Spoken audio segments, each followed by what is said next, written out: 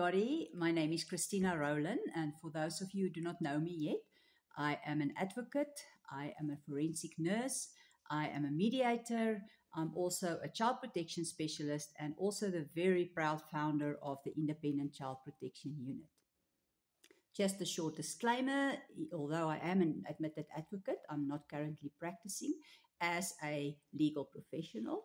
Therefore, any legal advice that I'm offering on this platform, on any of the ICPU's platform, or during consultation will be merely advice from my experience and from my qualifications and from my expertise that I've gained over the years.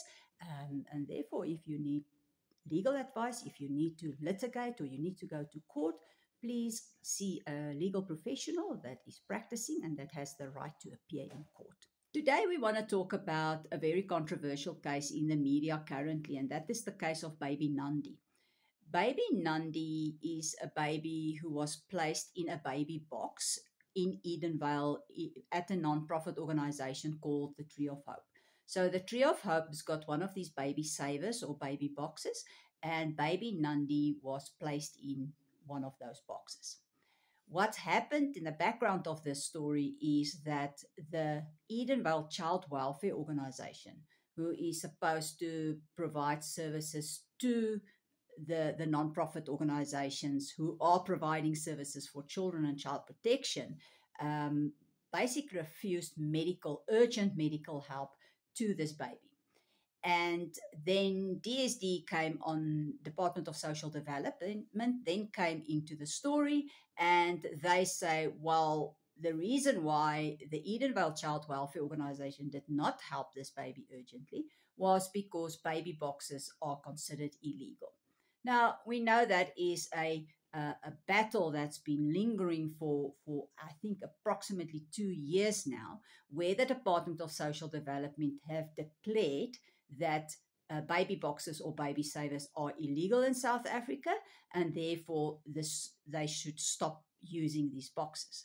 And then when Edenvale Child Welfare was supposed to deliver services to this baby, urgent services to this baby, they denied those services because they said, no, DSD said these baby boxes are illegal.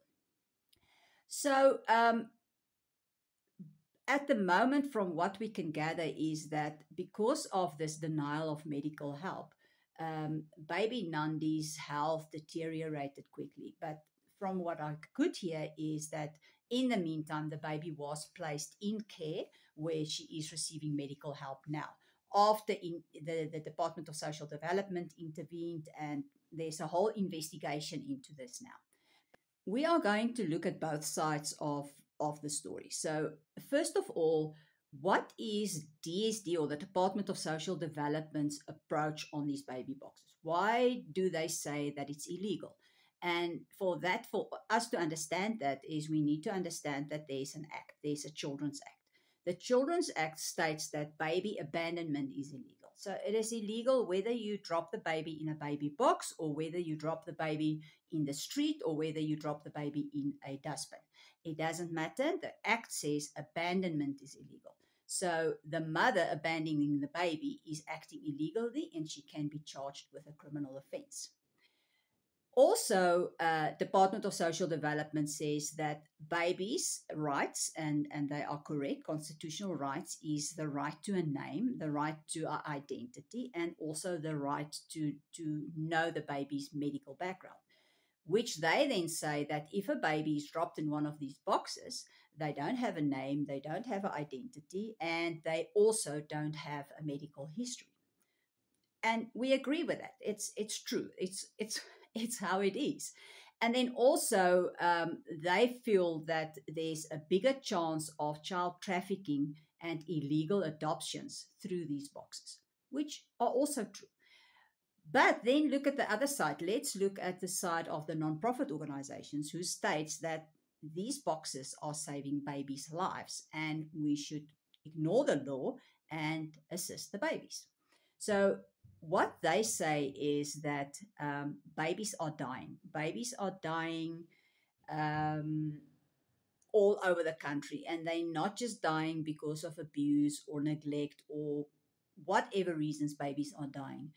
The organization called Baby Savers South Africa actually stated that 10,000 babies are abandoned in 1 year in South Africa.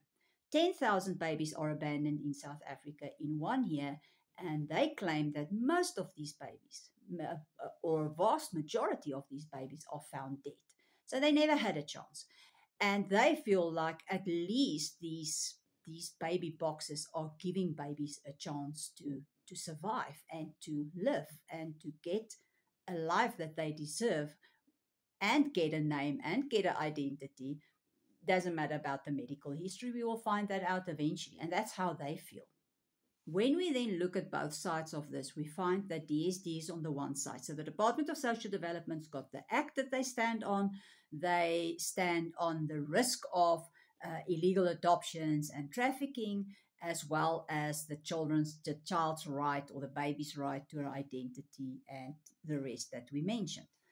On the other side, we have the non-profit organizations who states that the law doesn't consider the humanity side of things, the fact that babies are being abandoned everywhere and that they are not surviving this abandonment, that babies are dying. What is the ICPU stance on this? So the ICPU stance on this is that we're going to play a little bit of devil's advocate in this issue, because we understand both sides. We agree with both sides. We agree with the Department of Social Development. There is a law and we must apply the law. We agree almost more with the non-profit side of things, who says, listen, forget the law. Let's save babies. Let's save children, because that's what we do. We are child protectors. That's our jobs. That's what we do.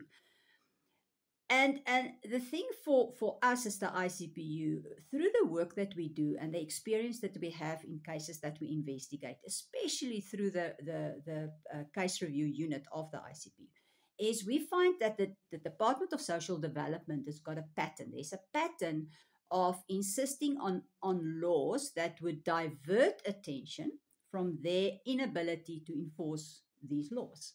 So they would bring up laws that suits them, because it diverts attention from the actual laws that they are not able to enforce. There are many laws that they are just not able to enforce, and that is their mandate, to enforce these laws. So, like the Children's Act, let's talk about the Children's Act then.